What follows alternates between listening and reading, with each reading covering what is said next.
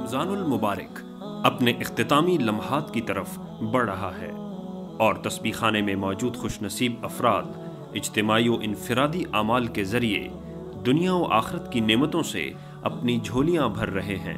13 رمضان المبارک کو تسبیح خانہ لاہور میں شیخ الوظائف کی زیر سرپرستی اس بار ایک انتہائی پرتاثیر عمل کروایا گیا، جس میں تسبیح خانے میں مقیم روزے داروں نے اجتماعی طور پر سورہ رحمان پڑھنے کا عمل کیا۔ ہر فرد نے 3 بار سورہ رحمان کی تلاوت کی۔